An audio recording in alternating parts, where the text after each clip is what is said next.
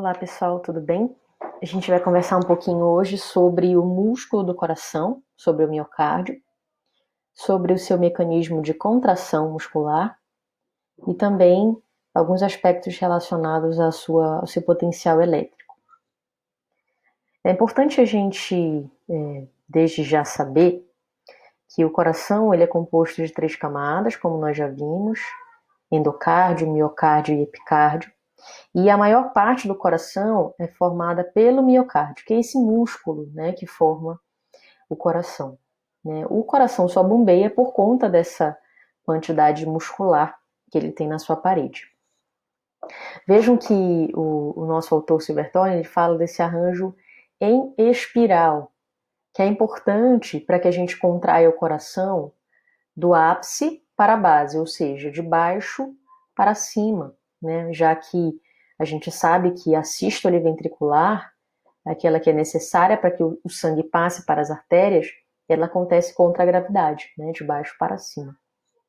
Quando a gente faz um recorte do músculo do coração, a gente enxerga esse esquema, essa organização. Né? A gente observa que as células do miocárdio são alongadas, como todas as células musculares são, né? Nós, inclusive, chamamos de fibras musculares. As fibras musculares do coração a gente pode chamar de cardiomiócitos, ou seja, os miócitos do coração. Vejam também que existem algumas estruturas aqui representadas, ó, essa estrutura aqui transversal, ela aqui cortada ao meio, é o disco intercalar. O que é um disco intercalar? É um disco que conecta conecta duas fibras do coração, né, do músculo cardíaco. Esses discos contêm desmossomos e também junções comunicantes, que são estruturas celulares que permitem a passagem do sinal elétrico de célula para célula. Inclusive, essa passagem de sinal elétrico é muito rápida, né? Por isso que a gente não tem um atraso na contração do músculo cardíaco por conta dessa conexão entre as células musculares cardíacas. Todas elas são excitáveis e são contráteis, né? Que são capacidades importantes para o bombeamento do sangue. Esse esquema aqui é um esquema de contração do músculo cardíaco, que a gente chama de acoplamento, né? Na verdade, inicia com um acoplamento. Pode parecer complicado, mas não é.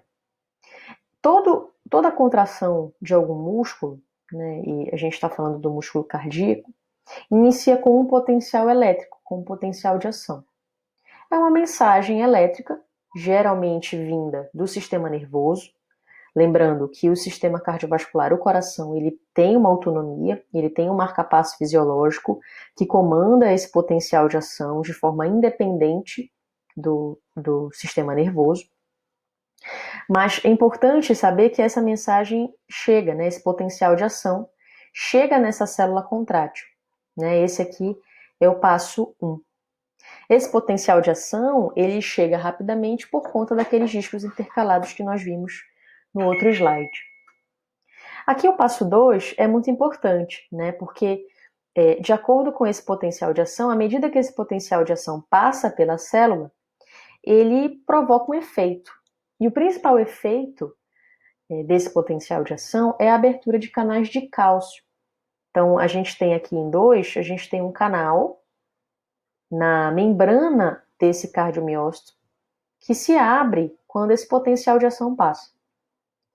Essa abertura do canal de cálcio, como o cálcio ele é mais abundante fora da célula do que dentro, ele acaba entrando na célula. Essa entrada do cálcio representa também uma sinalização celular. Né? O cálcio ele entra com um objetivo, né, de gerar uma sinalização de cálcio. Essa sinalização provoca duas coisas. Primeira coisa, essa entrada de cálcio provoca a liberação de mais cálcio, né? Um cálcio que estava sendo armazenado no retículo sarcoplasmático dessa célula. Então, a entrada de cálcio provoca a abertura desses canais aqui, que a gente chama de canais rianodina ou canais rianodínicos, esses canais se abrem e o cálcio que estava armazenado no retículo sarcoplasmático acaba saindo desse retículo e indo para o citoplasma da célula. Esse cálcio liberado pelo sarcoplasmático, né, essas fagulhas de cálcio, essa liberação local que gera essas fagulhas de cálcio, acabam aumentando a sinalização de cálcio, né? Então eu tenho o cálcio que entrou na célula, o cálcio que foi liberado do retículo sarcoplasmático, e esse cálcio, todos esses cálcios juntos, são extremamente importantes para a contração. O íon cálcio é o principal íon da contração muscular, seja da contração muscular cardíaca ou da contração muscular esquelética, que nós veremos nos próximos semestres com vocês.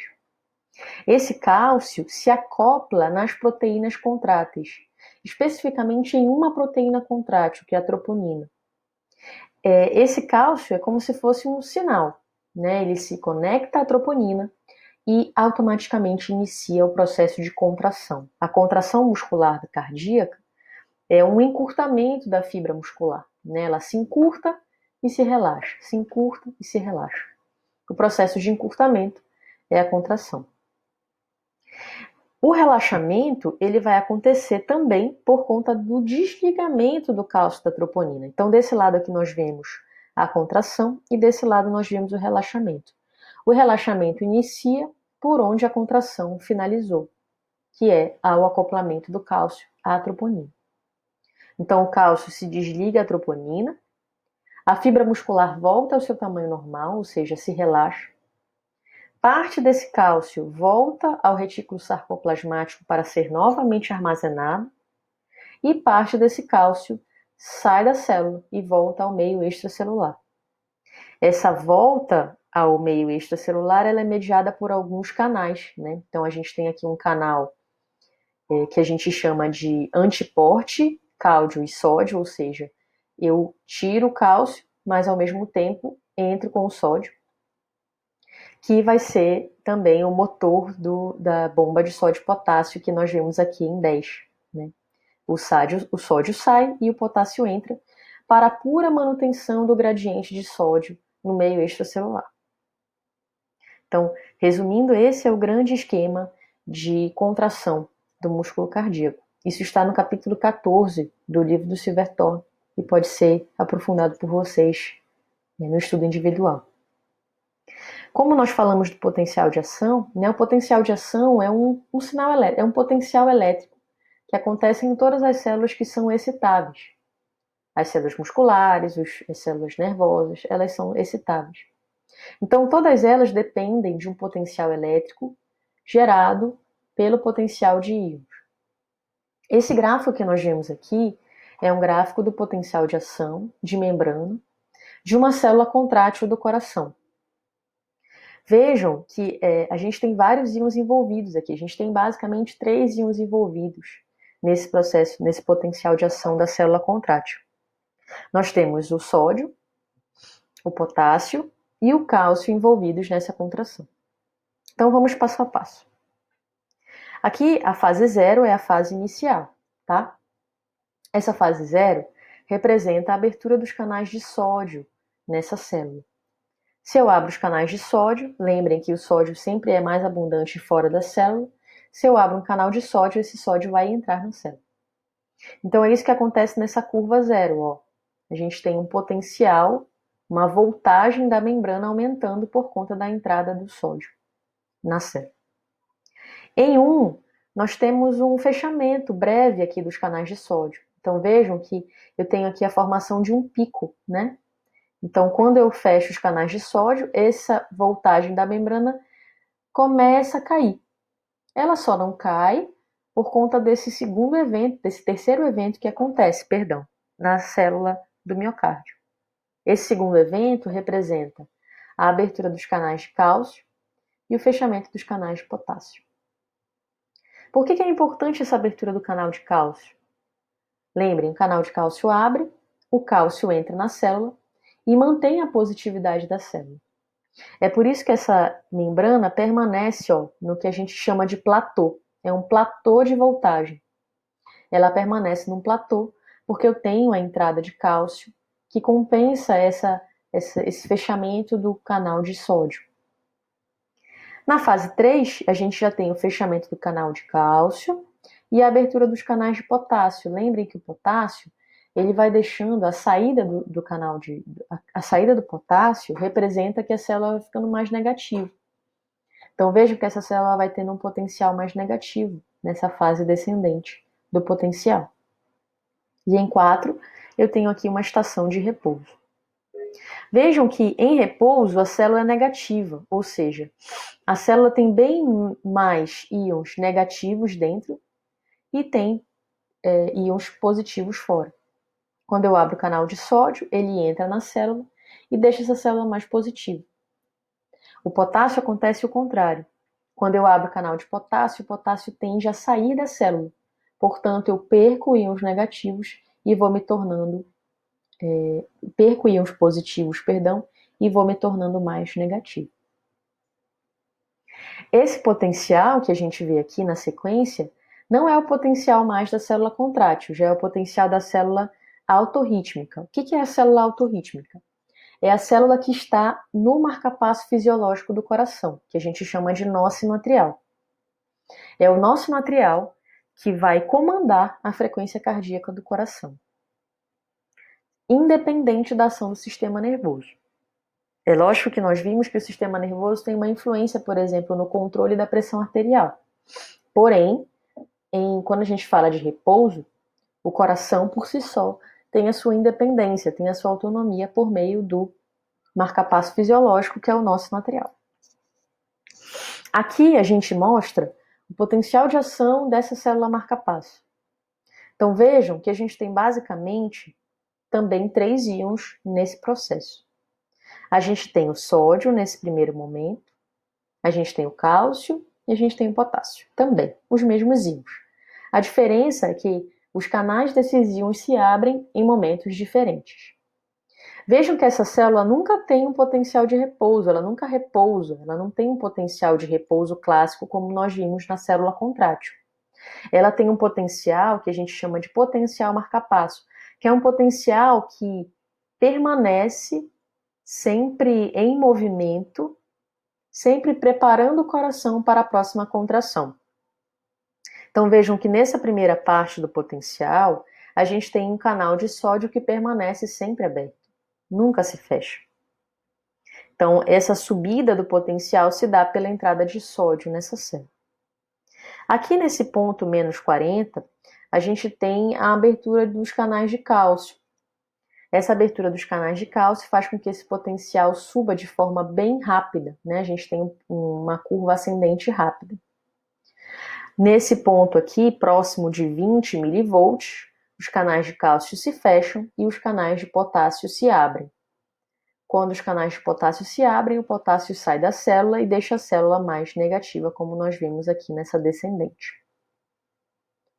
Vejam que quando a gente chega aqui em menos 60, os canais de potássio fecham, mas aqueles canais de sódio, que a gente chama de canais IF, porque eles são canais funny, canais engraçados, por isso o F de funny em inglês, engraçado em inglês, esses canais permanecem sempre abertos. E são canais de sódio modificados e especializados nessa célula marcapasso.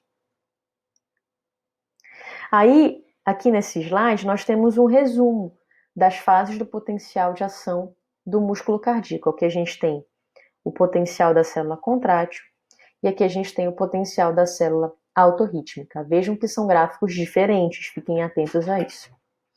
Na célula contrátil, a gente tem 4 fases básicas, na verdade 5 fases básicas. Fase 0, 1, 2, 3 e 4, como nós vimos nos slides anteriores. E aqui na célula autorrítmica nós temos basicamente 3 fases. A fase 4, que é uma fase de repouso, e esse repouso fica entre aspas, tá, gente? Essa célula nunca repousa. A fase 0, que é a fase de despolarização, a fase ascendente do potencial, e a fase 3, que é a fase de repolarização. Quando a gente fala de despolarização e repolarização, a despolarização é quando eu mudo os polos dessa membrana. Vejam, eu tenho uma membrana negativa que se torna positiva. Isso é uma despolarização. Quando essa membrana volta à sua polarização normal, eu tenho uma repolarização. Por isso, todas as vezes que a curva sobe, a gente chama de despolarização, e todas as vezes que a curva desce, a gente chama de repolarização, porque ela volta ao seu potencial de repouso. Aqui mais uma imagem, e essa imagem representa o que a gente chama de período refratário. Os períodos refratários são períodos do potencial em que essa célula não pode receber um novo potencial. Ou seja, essa célula só faz um potencial de cada vez. Ela não soma potenciais. Isso ajuda no equilíbrio da contração do nosso músculo cardíaco. As nossas contrações são sincronizadas e nunca são desorganizadas por conta desses períodos refratários. Nós podemos dividir esses períodos em período refratário absoluto, período refratário efetivo e período refratário relativo. Todos eles, de alguma forma, esse coração, esse músculo, essa célula muscular, não vai receber um novo potencial de ação. Quando a gente fala do absoluto, é porque ela, de fato, absoluto e o efetivo, ela não pode receber em nenhum momento um novo potencial de ação. O relativo quer dizer o seguinte: se eu tiver um potencial acima do meu limiar, eu posso até receber esse potencial de ação. Mas isso é muito raro no coração, porque o coração ele tem um limiar, uma quantidade de íons muito específica para a contração do músculo cardíaco. Aqui, por último, nós vamos finalizar falando um pouquinho dessa medição do potencial de ação. Então vejam que aqui a gente tem a localização do potencial de ação, aquele potencial de ação das células autorrítmicas, e na célula contrátil a gente tem o potencial de ação das células contráteis com o platô. Essa é a grande diferença entre esses potenciais. Aqui a gente tem o sistema de condução do coração, que começa no nó sinoatrial, vai para o nó átrio-ventricular e vai para as fibras, feixes. O nosso marcapasso fisiológico é o nó sinoatrial, é esse nó que fica próximo ao átrio direito e que comanda todas as outras regiões do coração.